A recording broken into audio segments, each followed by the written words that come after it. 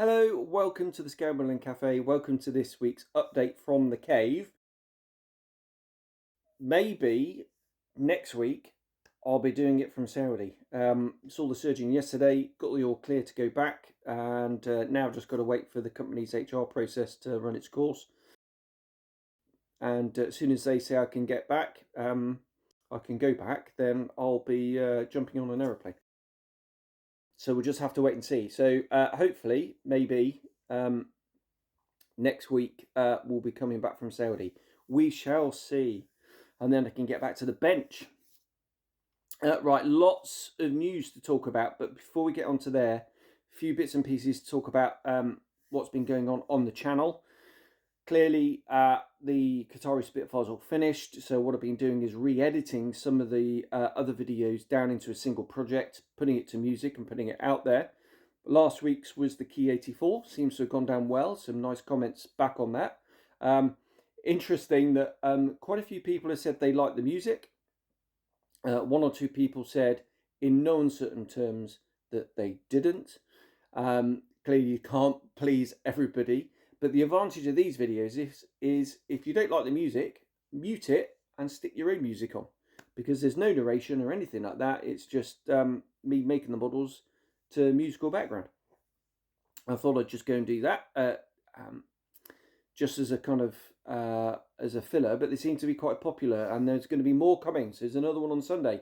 I won't tell you what it is. You'll have to wait and see on Sunday, but it's a really nice model. Right, so that's that. Not channel related, but Facebook page related. I put a post up the other day because I nearly pulled the trigger on buying a border model FW190 in 35th scale. AliExpress, just under 35 quid with free shipping. So a really good deal, about 50% off, give or take. And it's a model that I really want to build. Although I've got so much coming up, it won't be for a while. And then I know there'll be other stuff that I want to pull forward as well. And I didn't know when I'd actually get around to building it. So I didn't go through with the purchase. So I thought I'd just put that anecdote up on Facebook just to kick off a discussion really about stashes. You may or may not be aware that I don't really like having that much of a stash. Obviously, I've got a stash. But I think it just wastes a bit of money, really. It's just a load of capital tied up in stuff that I'm not really going to get around to building. And what I'd rather do is actually buy something in and then build it. But I'm trying to do a mixture of the both. Say, two from the stash and maybe a new one that's a new release that I really want to do, or something that, piques my interest at the time. What it did, I think pretty much inevitably, is kick off another decision about 1/35th scale aeroplanes. Again, most people tend to be in two camps quite far apart with not much in the middle, or a big distance in the middle. There's the people who like the idea of 35th, and the people who, it's fair to say, really dislike the concept of 35th scale aeroplanes. Me, I'm very much in that no man's land in the middle. I don't really care what scale it is. If it's a nice kit and a nice model, then, and I'm interested in it, then I'd like to build it. I don't really have a preferred scale as such. I like 72nd and 48th and 32nd. I stay away from 24th, bit too big, although could be tempted by a Spitfire Mark 14 conversion that I know is going to be coming in the future. And my favourite scale is probably 72nd, if I'm honest. But I'll build anything that I want to build. As I said, if I'm interested in it, then, and it looks like a really nice kit, then I'll build it. And the border model 35th scale FW190 looks an absolutely fabulous kit. Yes, there are 32nd scale versions. I've built quite a few of the Hasegawa 32nd scale ones back in the day. They're very basic.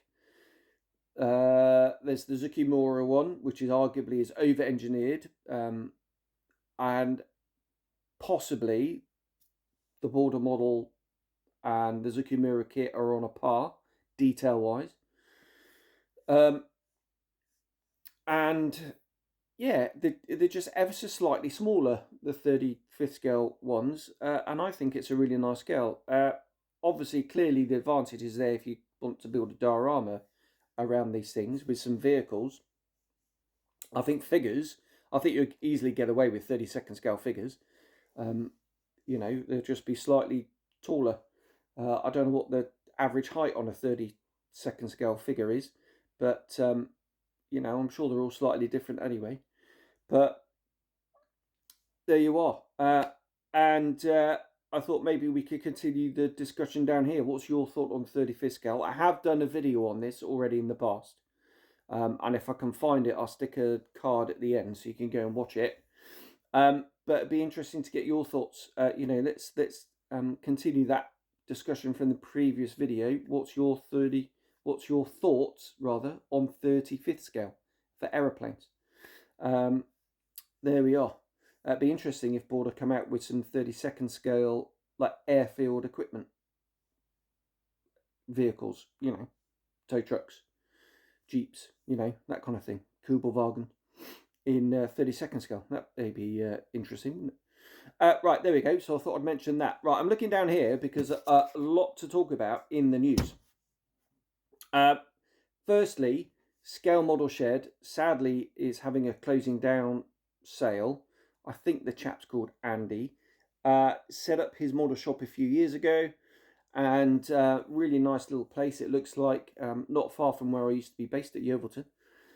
And he's needing to concentrate on other things, families, other businesses he's got. Unfortunately, he's having a closing down scale, so up to 30% off. Go and grab a bargain. They've got some really good sale items there for kits. I've been on there and I've bought a few sundries, thinners, mist surfaces, that kind of thing. It's all in the sale, not just the kits.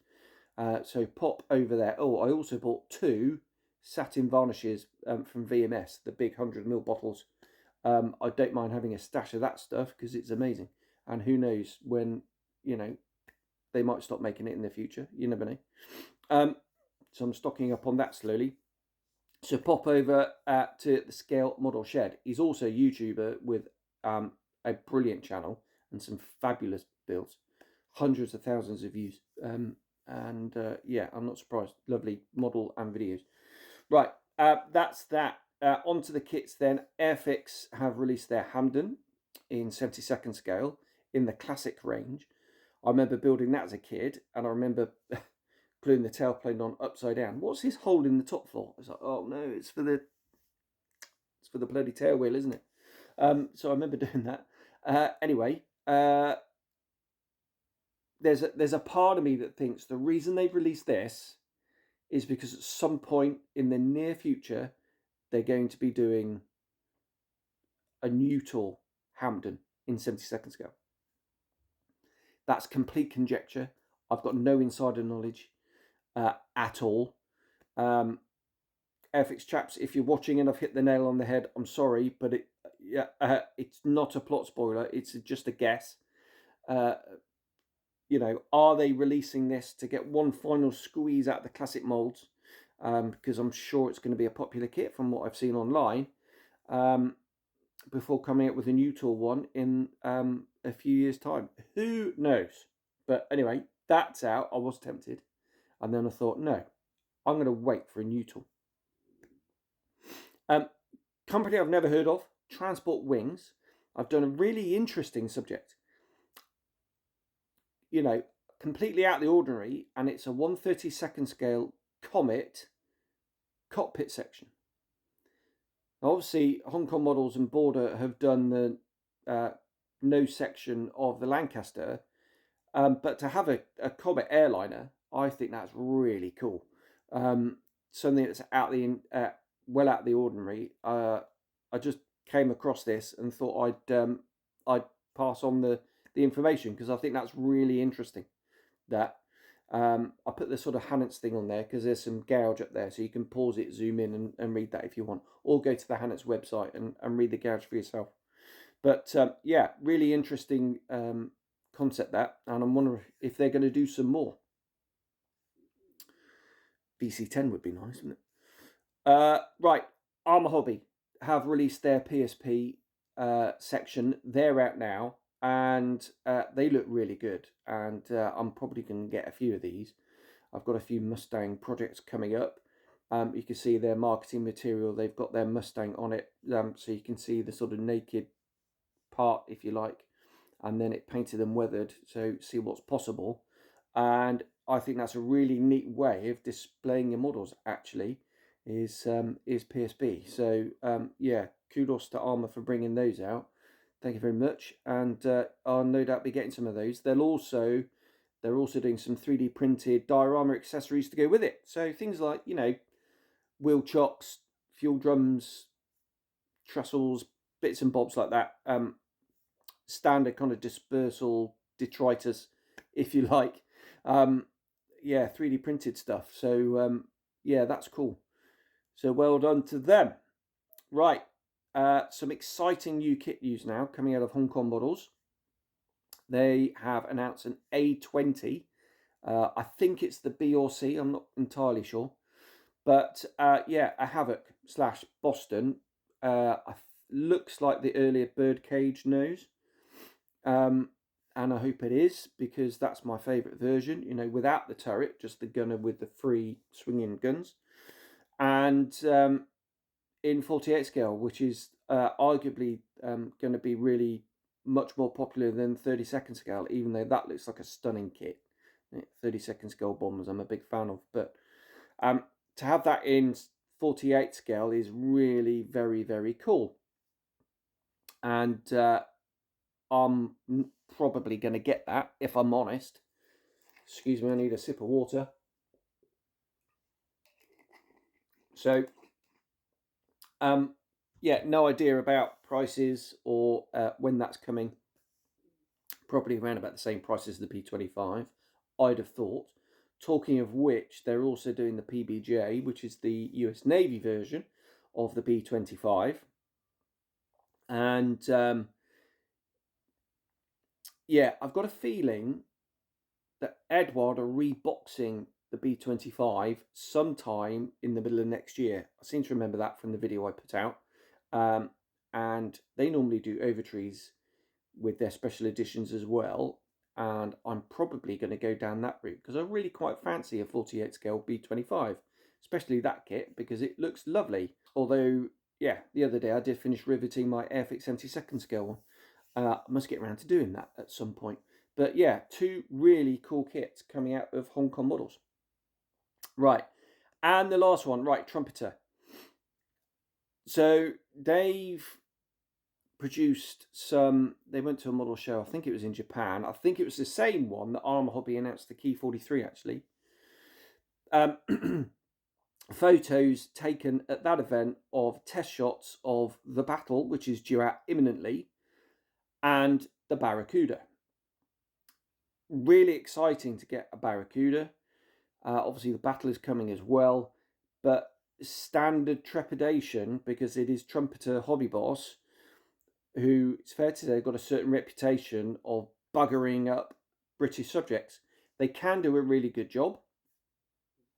The Wyverns are really nice. The Seahawks are really nice.